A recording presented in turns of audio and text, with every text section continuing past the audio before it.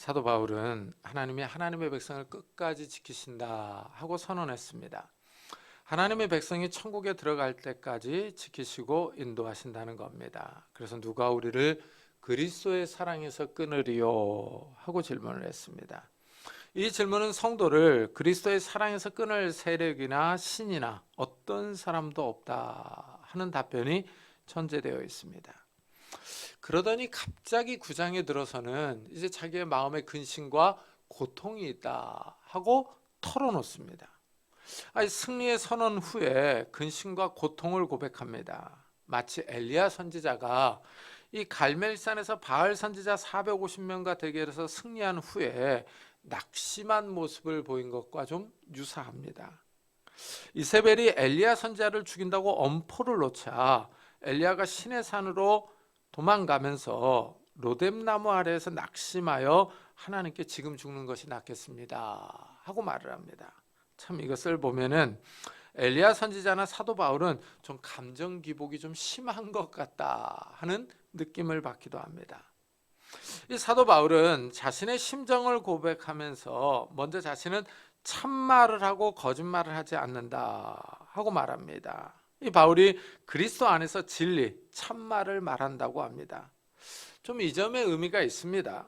이 성도들은 그리스도를 의식하면서 말해야 되기 때문입니다. 이 사람의 말이 참 간사합니다. 새치 혀로 이 말했다 저 말했다 합니다. 이 사람의 말은 아침과 저녁으로 변하기도 합니다. 특히 정치인들의 말을 들어보면은 수시로 변합니다. 요즘은 동영상이 남아 있어서 말 바꾸는 것이 쉽지 않습니다. 그런데도 말을 바꿉니다. 아마 그 전에 했던 말은 다 잊어버리는 것 같습니다. 잊지 않아도 쉽게 생각이 변합니다. 자신의 정치적 이익을 위해서 앞에서 했던 말은 무시하고 새롭게 말합니다. 이 정치인들은 이익에 따라서 신념이 변합니다. 그러나 사도 바울은 그리스도 안에서 이 진리를 말합니다. 거짓말을 하지 않는다고 합니다. 왜냐하면 하나님을 섬기는 사람이기 때문입니다. 바울은 하나님을 닮아가려고 합니다. 하나님이 거짓말을 하지 않기 때문입니다. 하나님은 사람이 아니시니 거짓말을 하지 않으시고 인생이 아니시니 후회가 없으시도다. 어찌 그 말씀하신 바를 행하지 않으시며 하신 말씀을 실행하지 않으시랴 하고 말합니다.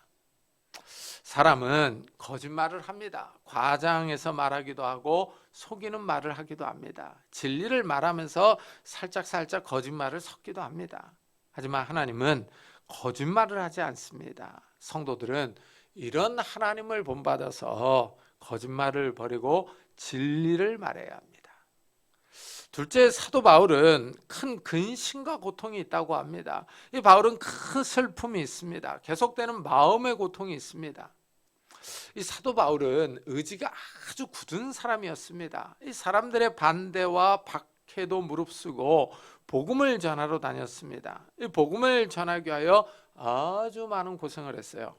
먹지도 못하고 잠도 제대로 자지 못하고 위험한 여행을 계속했습니다. 이 복음을 전하러 다니면서 강도의 위협을 당하기도 합니다. 배가 파산하기도 합니다. 이렇게 심한 고생을 하며 복음을 전하러 다녔습니다. 사람이 이런 고생을 하면은 의지가 약해집니다.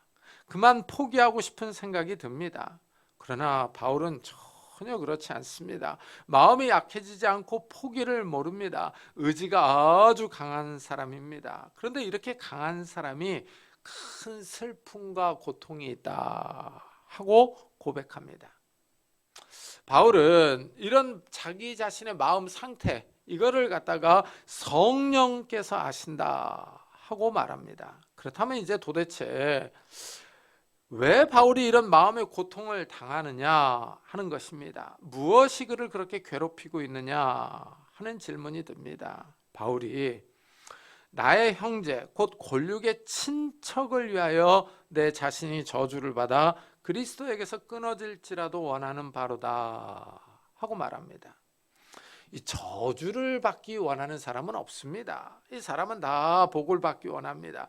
근데 바울은 저주를 받아도 원하는 것이 있다 하고 얘기를 해요.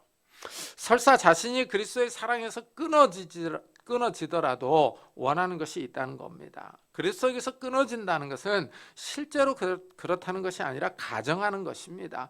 그런 일이 발생하더라도 원하는 것이 있다는 겁니다. 그만큼 강한 소원이 있다 하고 말합니다. 바울은 이 세상에서 그 무엇도 성도들을 그리스도의 사랑에서 끊을 수 없다는 사실을 잘 알고 있습니다. 하나님의 사랑이 쇠사슬보다 더 강합니다. 이 세상의 환난이나 공고나 박해나 기근이나 적신이나 위험이나 칼이 하나님의 사랑을 끊을 수가 없습니다. 바울은 또한 이런 고난을 많이 견뎌본 사람입니다. 그런데 마음의 소원이 이루어지면 자신이 그리스도에게서 끊어져도 괜찮다고 말합니다. 바울이 원하는 것은 자신의 권력인 이스라엘 백성이 예수를 믿었으면 하는 것입니다. 자신의 형제인 이스라엘이 예수를 그리스도로 인정했으면 하는 것입니다. 이스라엘이 예수님을 믿지 않아서 큰 슬픔과 마음의 고통이 있다는 것입니다. 이 바울이 이렇게 말하는 것이 이해가 됩니다. 사도행전을 읽어보면은 바울을 따라다니면서 괴롭히는 사람이 유대인들입니다. 바울이 루스드라에서 전도할 때입니다. 안디옥과 이고니온에서 온 유대인들이 무리를 충동해서 바울을 돌로 쳤습니다. 한번 생각해 보십시오. 이 사람이 돌로 맞으면 정말 아픕니다. 바울이 돌에 맞아서 쓰러집니다. 사람들이 바울이 죽은 줄로 알고 바울을 성 밖으로 갖다 버렸습니다. 그런데 바울이 일어나서 성으로 다시 들어갑니다. 참 이런 사건이 벌어졌는데 유대인들이 아주 의도적이죠. 다른 지역에서 와서 바울을 돌로 쳤습니다. 보통 강팍한 사람들이 아닙니다. 그런데 바울도 참 강한 사람입니다. 이 돌에 맞아서 쓰러져서 기절까지 했으면 그만둘 법도 한데 포기하지 않습니다. 복음을 전하려고 전력을 다합니다. 이 바울의 복음 전략은 먼저 회당에 들어가서 유대인들에게 복음을 전합니다. 유대인들이 복음을 거절하면 이방인에게 가서 복음을 전했습니다. 이러니 소아시아 지역에 흩어져 살고 있던 유대인들 사이에 소문이 쫙 퍼졌습니다. 바울이 유대인의 율법을 어긴다고 할례를 무시한다는 소문이 쫙 퍼진 겁니다. 이래서 이 바울이 예루살렘에 도착했을 때 아시아에서 온 유대인들이 바울을 알아보고 소리를 지릅니다. 이스라엘아 도우라. 이 사람은 각처에서 우리 백성과 율법과 이곳을 비방하여 모든 사람을 가르치는 그 자인데 또 헬라인을 데리고 성전에 들어가서 이 거룩한 곳을 더럽혔다 하고 소리칩니다. 이 아시아에서 온 유대인들이 바울을 모함하는 겁니다. 이래서 유대인들이 바울을 죽이려고 합니다. 예루살렘에 소동이 일어나자 로마 군대가 출동해서 이 바울을 붙잡았습니다.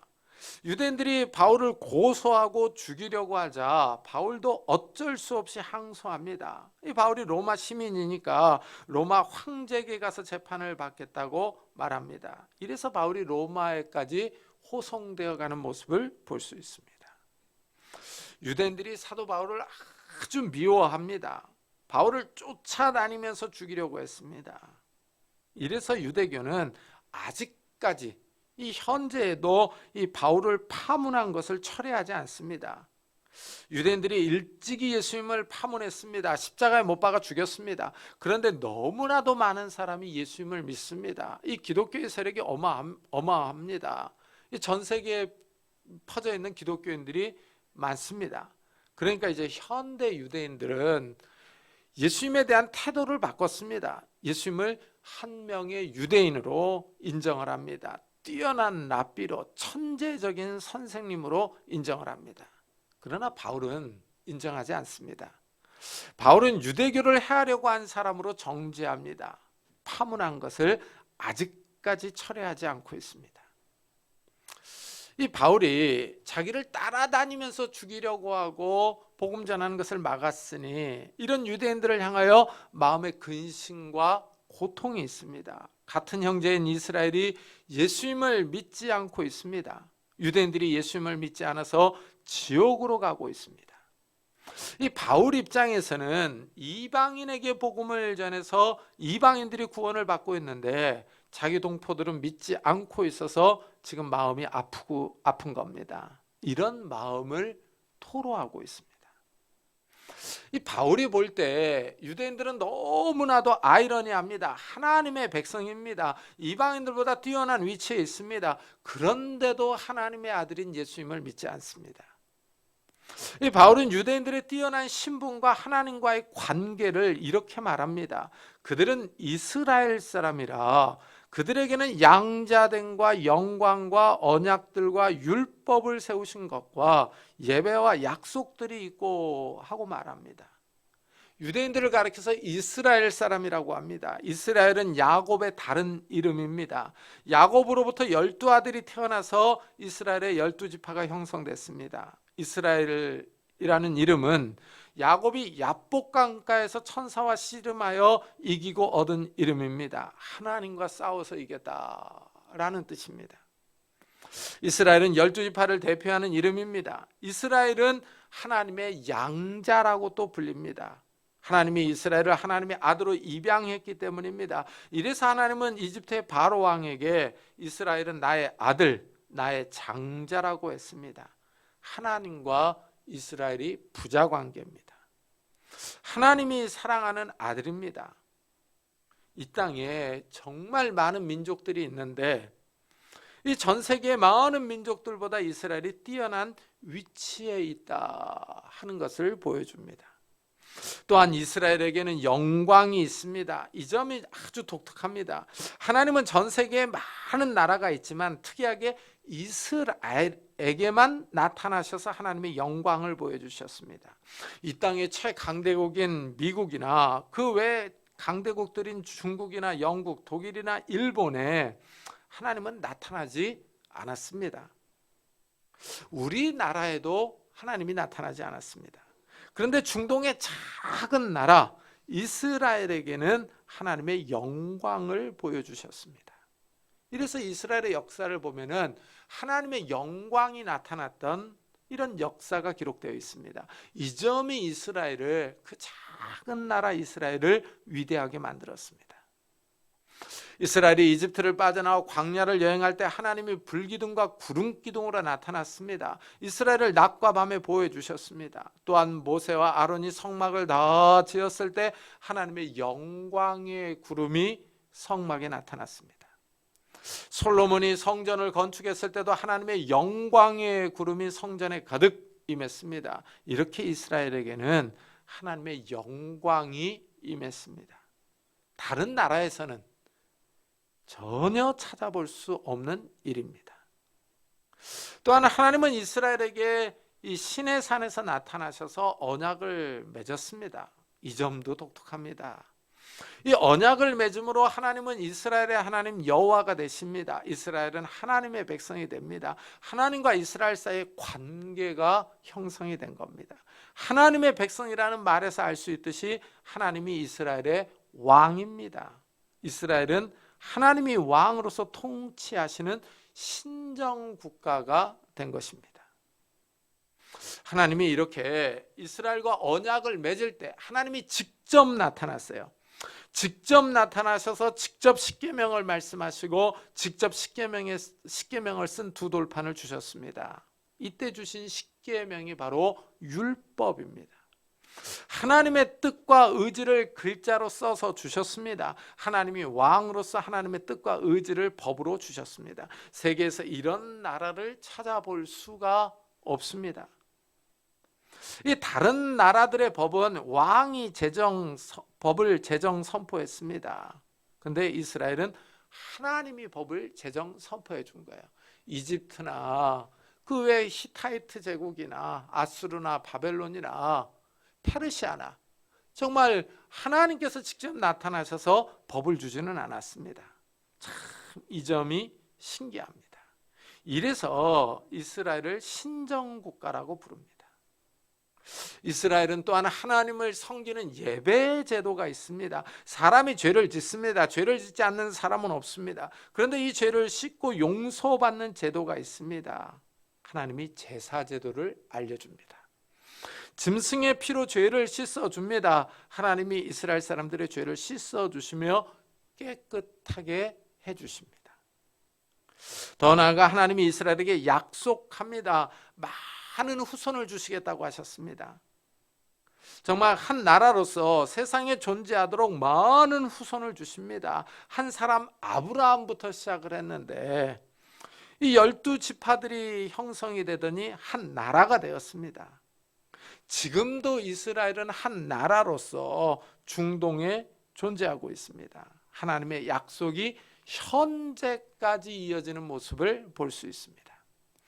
하나님은 또한 가나안 땅을 이스라엘에게 주기로 약속을 했습니다. 이스라엘의 역사는 가나안 땅과 뗄 수 없는 관계를 갖고 있습니다. 이스라엘의 역사는 가나안 땅을 차지하기 이전의 역사와 이후의 역사로 나눌 수 있습니다. 그러더니 이스라엘이 가나안 땅을 다시 잃었습니다.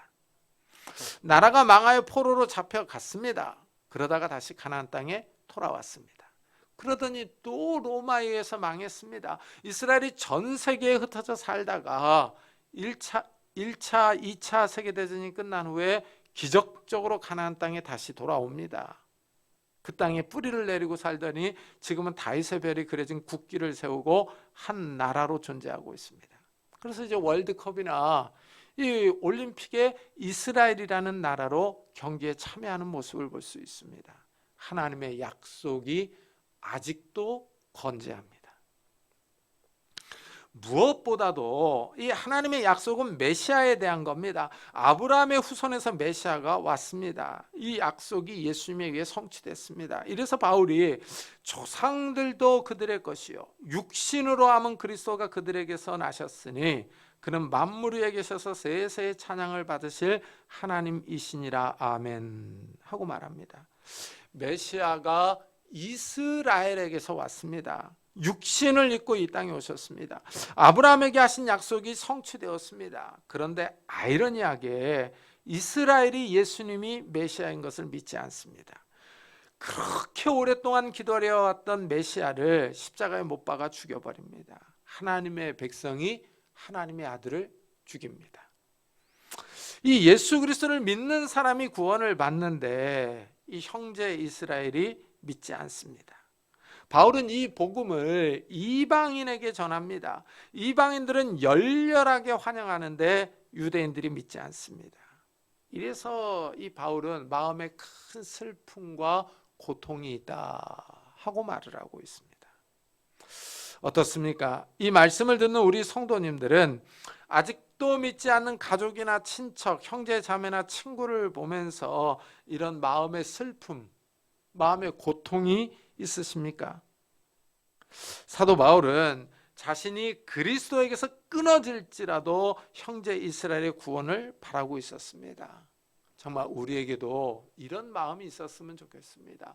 우리 형제 자매들, 우리 주위의 친척들을 향해서 우리가 그리스도의 사랑에서 끊어질지라도 그들의 구원을 위해서 기도하며 간구할 수 있는 성도님들이 되시기를 예수 그리스도의 이름으로 축복합니다.